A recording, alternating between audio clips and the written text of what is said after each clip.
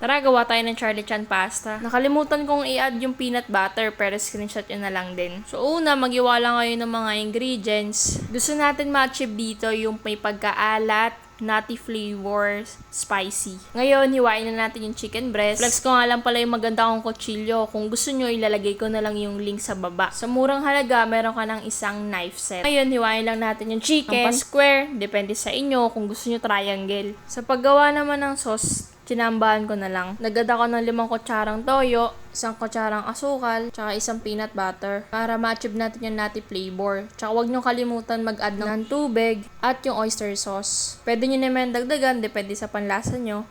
At ito, ipan-fry nyo na nga yung chicken hanggang sa maluto at mag-golden brown. After nyan, iset aside nyo muna para magisa naman tayo ng bawang at sibuyas. Sama na rin natin dito after yung sili para yung spiciness and yung sauce.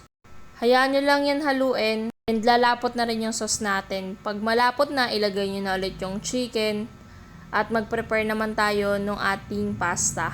Paano maging Charlie Chan yan kung walang pasta, di ba? Hayaan nyo lang maluto hanggang maging al dente. And ayan, tapos na. Pwede nyo na i-mekos-mekos yan. After nyan, plating naman. Oh, sarap no? Syempre, di mawawala yung iced coffee. Follow nyo na ako guys. Like and share. Go!